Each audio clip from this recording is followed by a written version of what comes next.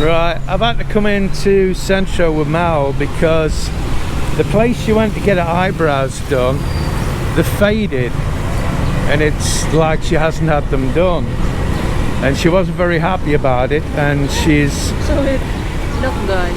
Yeah, they're pretty much back to how they were. So she paid 6,000 pesos, and after 3 days they'd gone back to how they were before she had them done. So I've been back to the shop a couple of times. The owner wasn't there when we went back to the shop yesterday. She'd already been back and wasn't happy with the answers she got, so I went back. The owner was trying to talk to me on the mobile phone, and the service isn't very good here, so I said, look, I'd rather speak to her face to face. So we've come back today and the owner's there. There's a few customers. And there's one or two customers in. There was nobody yesterday, so she mustn't have been in because there was no appointments. And I was pretty struck at how nice she was. She wasn't arrogant, she wasn't angry, she wasn't, well, not that she should be, of course. Even the way she treats her employees. Yeah. Anyway, the bottom line is Mel has to go away for a week and then come back again, because she says what happens is, depending on your skin, the darkness will come back after a week with the healing process. That it's normal for them to fade. And she showed me a sheet where, you know, it's been done. Oh my god, see how they're not, you know, in the West they wouldn't drive straight towards you, because if the police saw it, they'd pull them in and they'd be in a lot of trouble. Welcome to the Philippines. But I love it, you know, you get used to it. I'm just pointing it out, I'm not complaining. So the bottom line is, she's going to come back next Saturday, and she's going to see how they look then. And I believe her. I don't think she's you know, trying to pull a fast one. But Mel was very upset. Well, she's still a bit upset, because I did, look, to be honest with you, I didn't want you to get it done, did I? I just said to you, look babe, I think you're beautiful as you are, you don't need to do that. But she wants to look sexy for some reason. Why is that, babe? So it's a different day on here than what it was yesterday. It was really busy. Saturday today. So yesterday we went to SM, and I've got no clothes, because I'd rather Mel and the kids have stuff than me, and especially with me being overweight, I want to lose weight and then get into some nice clothes. Let's sit down here a minute, babe. I know. So Mel got me to go to SM. She says, oh, let's just go and do some window shopping. And she tricked me, because she knew damn well she wanted to get me some new clothes. Now, I must have got about, what, three pairs of shorts, three pairs of shorts and a couple of shirts, and they were all on sale. The shirts should have been like 1,000, they were like 450. The trousers, the shorts, sorry, were like 1,500 pesos, they were 450. I mean, it's just unbelievable. I couldn't believe the prices. If I'd have gone and it wasn't on sale, I wouldn't have bought them. Not because I'm thinking, sorry babe, go on. Maybe they put a low price because of the situation. Yeah, maybe. Not because I mean, a lot of people as well in SM, right? No, there isn't. Like before, it's a lot. Not because I think it's massively expensive. It's just, to me it is, to us it is. And I'd rather spend that money on her and the kids than me. That's just how it is. But like I said on the last video, I went to the hospital. I looked at the video, obviously, while the last video we've just done. I looked at the video while obviously editing. I didn't explain myself very well. Basically, I went for an operation, to those of you who aren't aware, for a hydrocele, and long story short, he put the skin back in, and I wasn't very happy with that, because no operations I've seen on the internet have they put all the hydrocele skin back in. They've cut it down so it can't fill again, etc, etc. And this surgeon, and look, I'm not calling him, I was really happy with everything, apart from obviously concerned about that bit. Well, yesterday I got up and it was going the right way, the swelling was going down, and yesterday I got up and it was swollen again. Not to the point it was after the operation, but it was bigger than what it had been. So we went to the hospital and I got some more antibiotic and some more anti-inflammatory. So we'll see how that goes. I've got a 5-day course anyway, so hopefully that'll sort things out. Yeah, it's lovely though, that because there's a wind, the heat, it's so hot, but because there's a wind. Typhoons coming. Yeah, well, I was getting round to that. Thanks, babe. What was I saying? See, you put me off. What was I saying? See, you weren't even listening, were you? About the hydrocele, you mean? Yeah, I know you. I was talking about the hydrocele.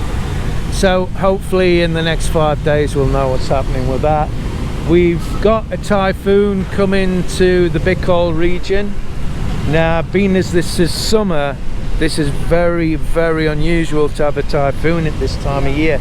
I'll put the camera on us for a change, you can see me. That's very, very unusual for us to have a typhoon at this time of year. During summer, yeah. Yes. Because normally the typhoon here, it's like around November or December, the typhoon. Yeah, never really after that. This is the first time, I think, summer we have typhoon.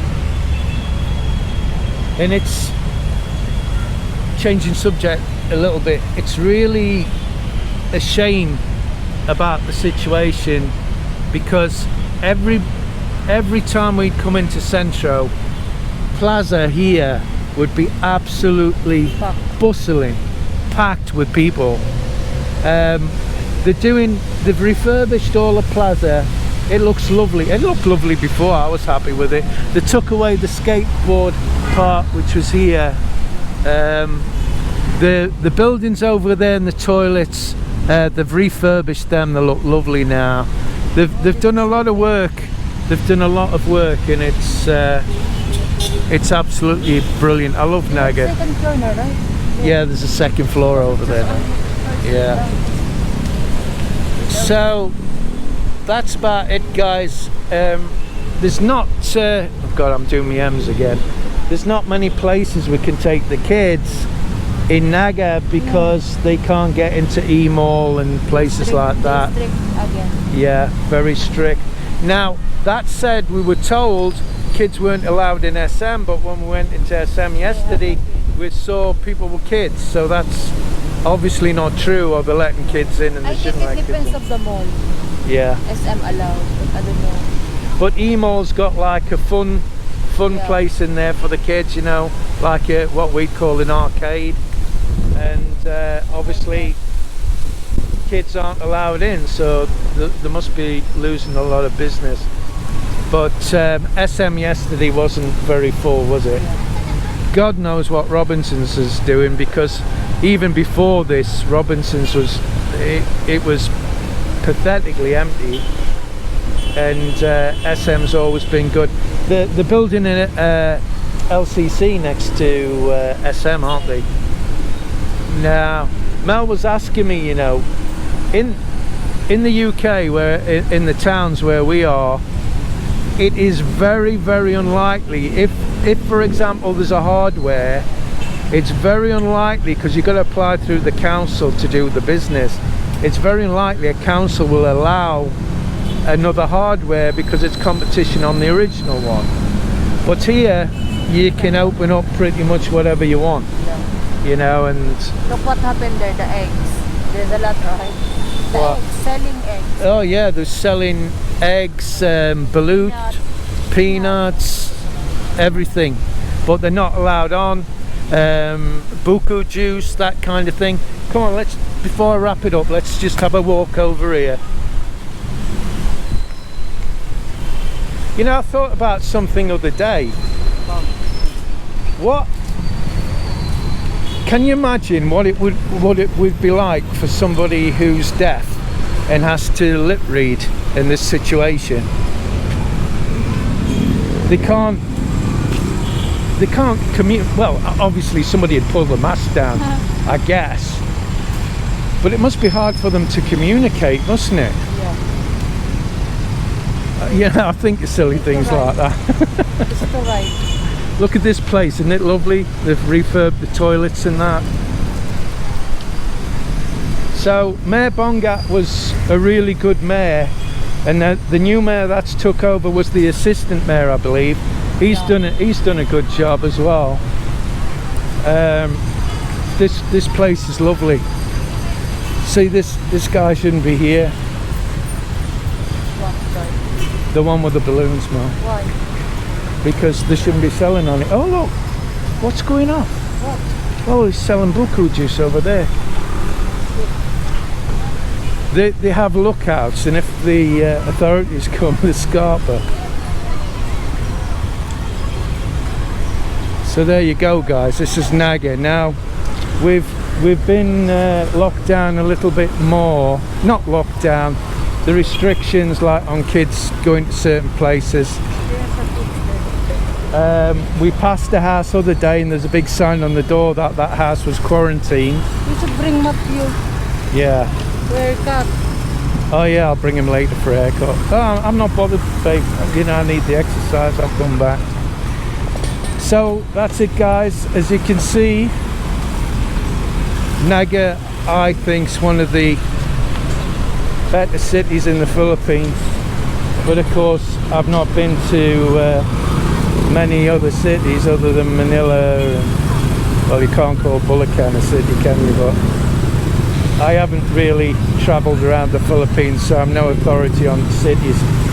But the time I've spent in Naga, I've had no problems. The authorities are good, respectful, the police are. It's really good, really good. So if and when you can ever get into the Philippines, give Naga a little visit, see what you think, guys. But until then, it's over to my baby. Please hit the like button and please subscribe and share our video. Bye guys! And don't forget to hit the notification bell, guys. Make sure that you're still being notified and you're even still subscribed. So we'll see you on the next one, guys. Bye. From Naga City.